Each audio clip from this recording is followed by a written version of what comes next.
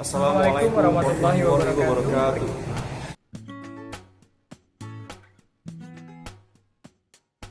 Salam sejahtera bagi kita semua, semoga dalam keadaan sehat walafiat. Yang kami hormati Ibu Nadia sebagai dosen pengampu dan teman-teman sekalian. Izinkan kami dari kelompok 7 untuk mempresentasikan sebuah materi yang berjudul Menulis Pesan Pekerjaan dan Wawancara untuk Pekerjaan. Sebelum kami mempresentasikan materi ini, izinkan kami memperkenalkan terlebih dahulu nama kami. Nama saya Agung Satria Putra dengan NIM 1707619079. Kenalkan, saya Iksan Mawardi dengan NIM 1707619075. Perkenalkan, nama saya Muhammad Hafiz dengan NIM 1707619078. Perkenalkan, nama saya Warren Heskiel Adriansyah, NIM saya 1707619074. Perkenalkan, nama saya Aryansyah dengan NIM 1707619077.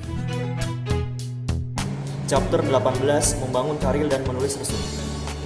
Dalam membangun karir dan menulis sebuah resume yang bagus untuk pekerjaan, tentu mengalami berbagai macam tahapan. Ada 4 tahapan yang penting yang perlu dilakukan seorang bila ingin membangun karir dan menulis sebuah resume. Yang pertama, menemukan peluang ideal di pasar kerja saat ini.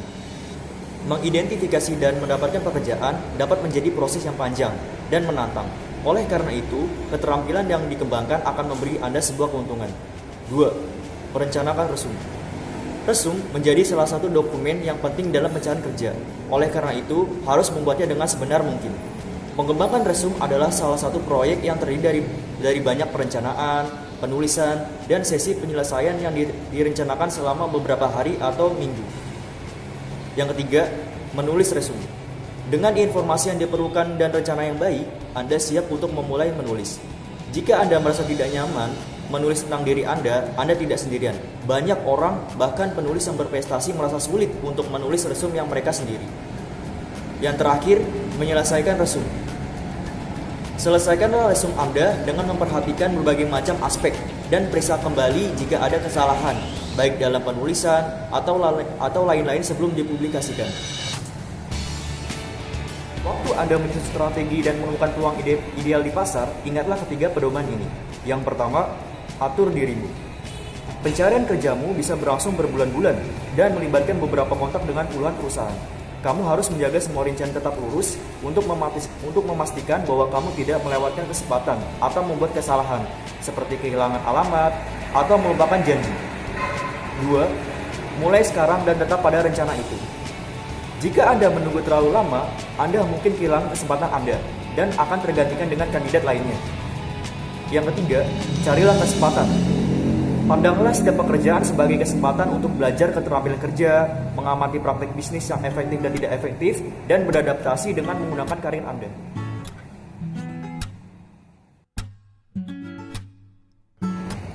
Selain dari ketiga pedoman yang sebelumnya disebutkan, ada pula beberapa poin yang harus dipelajari, di antara sebagai berikut.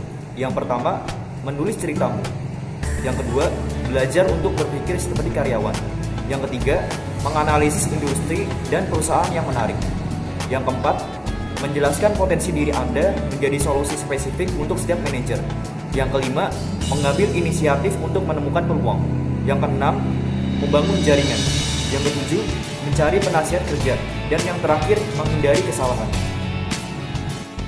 Baik, saya akan menjelaskan ke materi yang berikutnya. Materi yang berikutnya adalah merencanakan resume. Dalam proses pencarian kerja, resume merupakan salah satu dokumen yang penting, jadi kita harus membuatnya dengan sebaik dan sebenar mungkin. Nah, dalam pengembangan resume ini ada 3 tahapan. Yang pertama, perencanaan itu sendiri. Yang kedua, penulisan. Dan yang ketiga, sesi penyelesaian.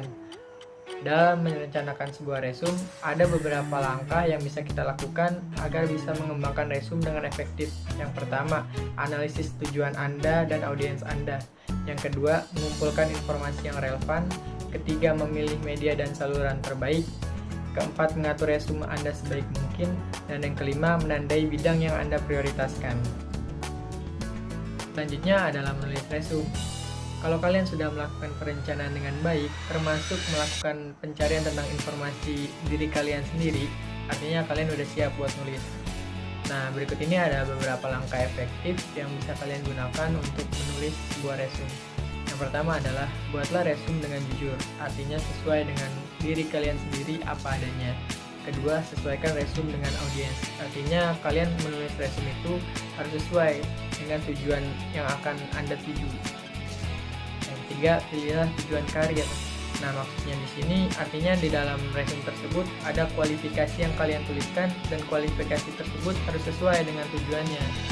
Yang keempat, gunakan bahasa yang kuat. Maksudnya bahasa yang kuat di sini kalian tulis nama kalian, pendidikan, pengalaman kerja, keterampilan, pekerjaan sebelumnya, kegiatan apa aja yang pernah kalian lakuin, prestasi di sekolah. Nah, itu dia. Yang terakhir adalah menyelesaikan resume. Nah, sebelum kalian kirimkan resume ini ke tujuan, maka kalian harus memastikan bahwa resume ini benar-benar siap buat dipublikasi. Gak ada lagi kesalahan penulisan dan yang lain sebagainya. Nah, di sini ada beberapa langkah efektif dalam menyelesaikan resume. Pertama, revisi resume Anda sampai jelas, ringkas, dan sempurna. Artinya nggak ada bahasa yang bertele-tele, cukup menjelaskan diri Anda secara padat. Kedua, susunlah resume Anda dalam semua format yang mungkin Anda perlukan. Jadi di sini kalian bisa menyiapkan beberapa format resume. Tiga, koreksi resume Anda untuk memastikan apakah benar-benar sempurna. Nah, dicek lagi nih, kebenaran data, udah nggak ada lagi kesalahan penulisan. Nah, jadi benar-benar sempurna. Keempat, bagikan resume Anda dengan menggunakan sarana yang disukai manajer. Nah, ini bergantung pada manajer yang kalian tuju, perusahaan yang kalian tuju. Tapi biasanya mereka itu meminta dikirim lewat surel dan melampirkan resume ini dalam bentuk PDF. Slide ini kita akan membahas tentang melamar dan mewawancari untuk pekerjaan, di mana ada 4 tahap. Yang pertama, mengirimkan resume. Resume Anda adalah inti dari proses pelamaran kerja Anda. Namun biasanya memerlukan dokumen pendukung seperti surat lamaran, surat tugas, formulir permohonan, dan catatan tidak lanjut lainnya. Yang kedua, menulis surat lamaran, yang dimana ini surat harus jelas kalian mau kemana dan tujuan kalian untuk gimana. Dan yang ketiga itu men-follow up setelah mengirimkan resume Anda tadi. Dan yang tahap keempat, memahami proses wawancara. Wawancara kerja di sini adalah pertemuan di mana Anda dengan calon manajer mengajukan pertanyaan dan bertukar informasi apa yang kamu ketahui tentang pekerjaan tersebut. Oke, di slide selanjutnya kita akan membahas tentang rangkaian wawancara yang khas. Kebanyakan para manajer dari tiap-tiap perusahaan mewawancarai pemohon beberapa kali sebelum memutuskan untuk diterima kerja. Para manajer mulai dengan tahap screening, yakni mereka menyaring pemohon yang tidak memenuhi syarat atau tidak cocok untuk posisi yang dia minta. Oke, di sini saya akan menjelaskan jenis-jenis wawancara yang ada. Yang pertama ada wawancara terstruktur, yaitu wawancara yang dilaksanakan secara terencana dengan mempersiapkan atau berpedoman pada pertanyaan yang telah dipersiapkan. Nah, untuk wawancara tidak terstruktur, yaitu wawancara yang tidak berpedoman pada daftar pertanyaan-pertanyaan. Terus yang kedua ada wawancara panel dan grup. Wawancara panel ini adalah wawancara kerja di mana pemohon menjawab pertanyaan dari sekelompok orang. Intinya yaitu diwawancara oleh sekelompok orang di mana orang-orang tersebut itu yang membuat keputusan perekrutan. Nah, untuk wawancara grup hanya ada satu rekrutmen, sedangkan jumlah kandidatnya bisa lebih dari satu.